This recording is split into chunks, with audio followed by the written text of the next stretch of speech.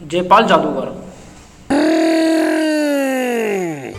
जिसका नाम सुनते ही बच्चे और बूढ़े दहशत और खूफ से कांपने लगते थे।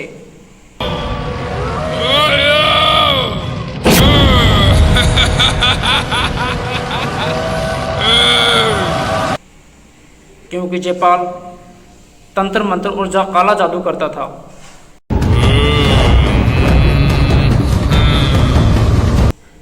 वह कई सालों तक खुफिया तौर पर पहाड़ों की गार में बैठकर काला जादू और तंत्र मंत्र सीखता रहा।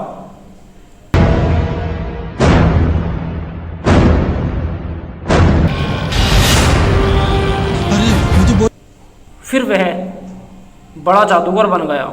इसके पास काले जादू और तंत्र मंत्र की इतनी बड़ी ताकत थी, इसका मुकाबला करने के लिए किसी में हिम्मत नहीं थी।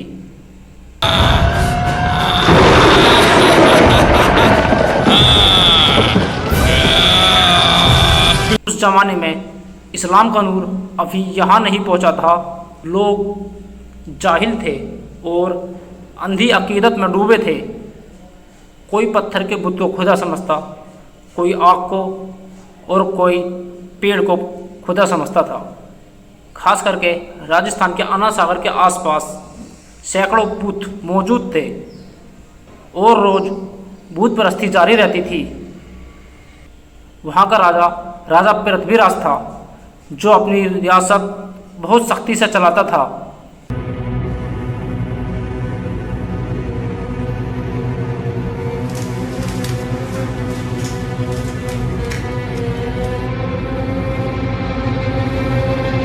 इधर ख्वाजा साहब राजस्थान के अजमेर में अपना कदम रख चुके थे। ख्वाजा साहब कुरान का नूर फैलाने के लिए अजमेर पहुँचे। एक दिन जब राजा पृथ्वीराज पूजा शुरू करने वाला था, तो दूसरी तरफ पहाड़ की ओर से अजान की आवाज़ आने लगी। तो ये आवाज़ सुनकर राजा पृथ्वीराज चौंक उठा।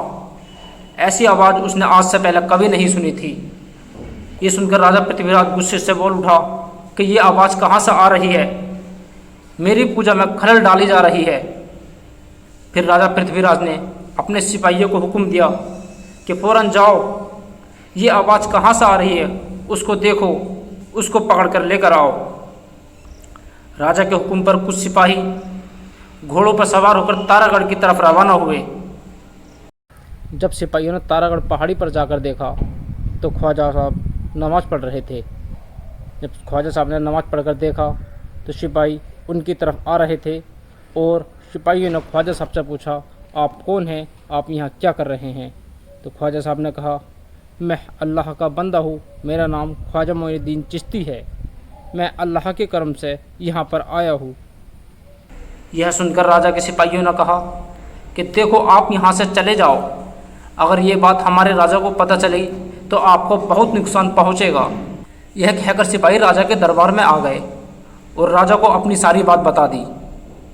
यह सुनकर राजा पृथ्वीराज गुस्से में आ गया, मगर किसी से बोला नहीं और सोचने लगा, इस तरह तो हमारा हिंदू धर्म खत्म हो जाएगा।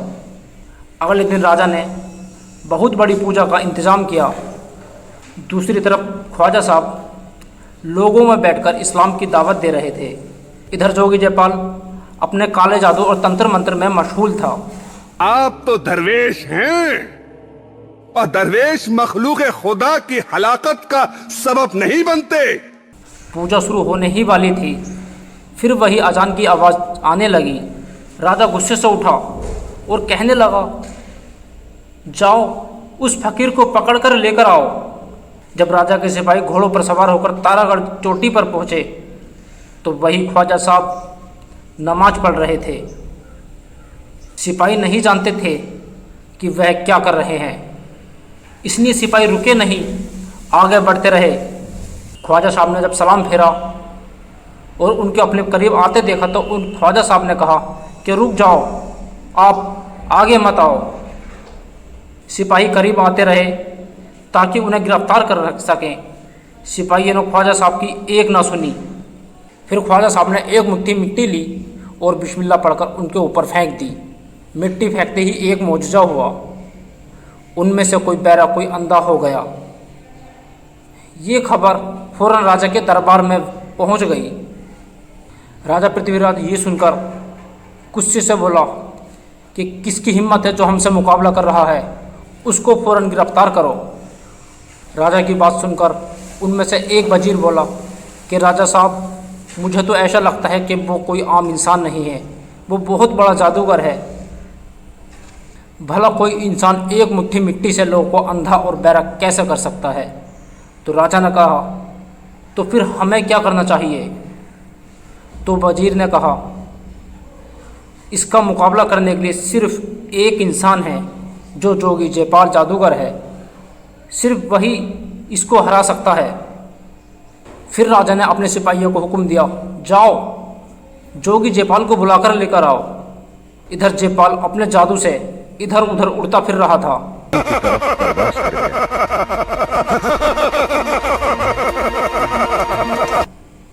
जब राजा के सिपाही जोगी जयपाल के पास पहुंचे और जोगी जयपाल से कहा, आपको राजा ने बुलाया है। तो जयपाल अपने जादू से उड़ता हुआ राजा के दरबार में पहुंचा। दरबार में पहुंचकर जयपाल ने राजा से कहा, महाराज, आपने मुझे यहाँ क्यों बुलाया है। राजा बोला कि जयपाल, हम बहुत बड़ी मुसीबत में हैं, न जाने कहाँ से एक जादूगर आया है, वो हमें बार बार नुकसान पहुँचा रहा है। वो कह रहा है कि हिंदू धर्म एक भूत परस्ती है, ये मूर्तियाँ आपको कुछ नहीं दे सकती। राजा की बात सुनकर जोगी जयपाल बोला कि मुझसे बड़ा जादूगर दुनिया में कोई नहीं है, मुझे हराना किसी के बस की बात नहीं है। क्या बात है सैनिकों, यहाँ कैसे आए हो? मरने का इरादा है क्या?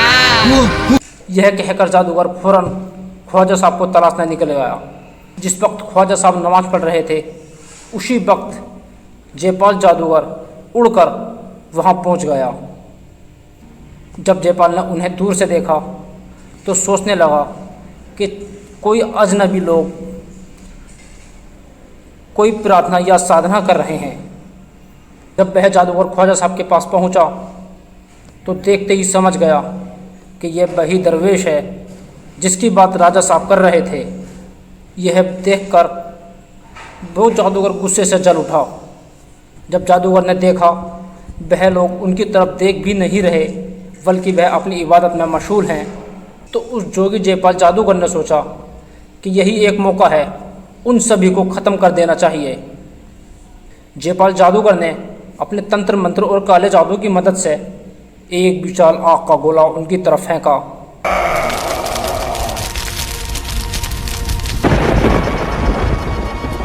जैसे ही वो आग का गोला ख्वाजा साहब के पास पहुंचा तो वो फौरन गायब हो गया।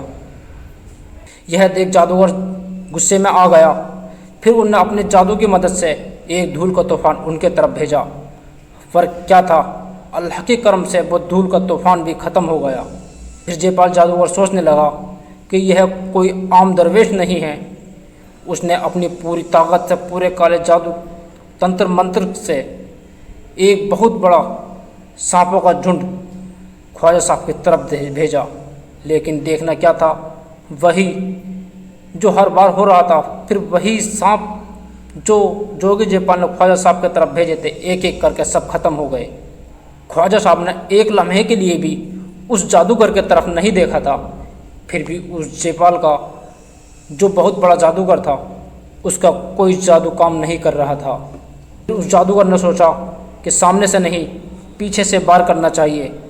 फिर उस जादूगर ने तारागढ़ की चोटी पर जाकर एक विशाल पत्थर ख्वाजा साहब की तरफ फेंका।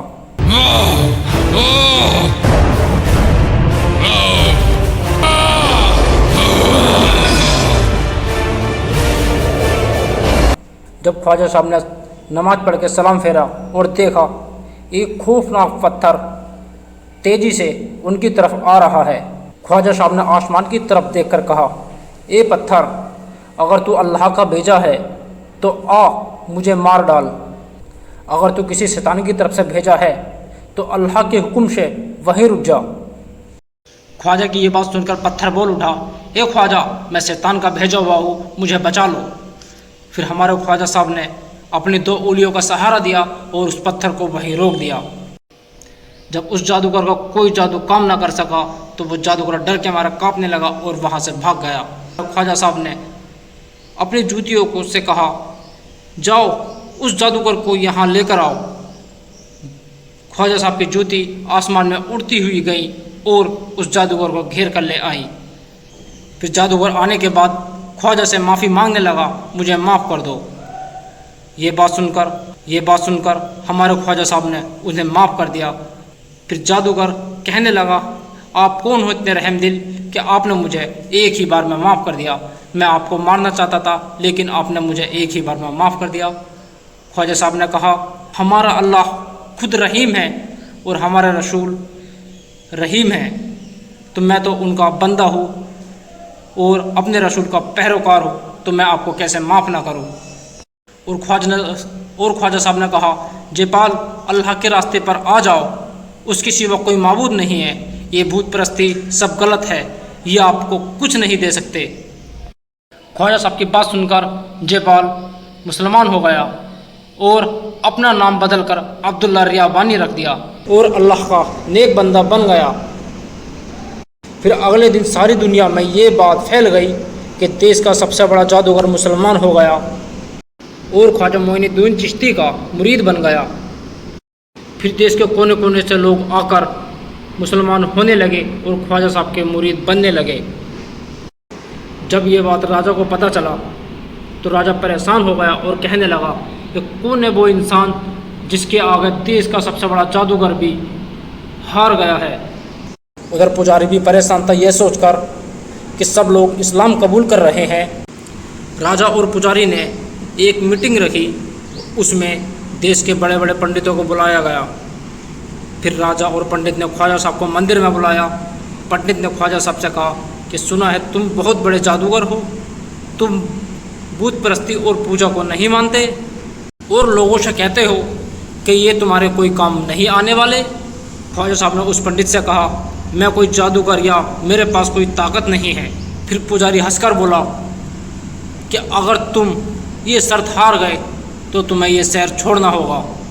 ख्वाजा साहब उस पंडित की बात सुनकर उस मूर्ति के पास पहुँचे और कहने लगे, ए पत्थर, मेरा नाम ख्वाजा मोइनुद्दीन चिश्ती है और मैं अल्लाह का बंदा हूँ।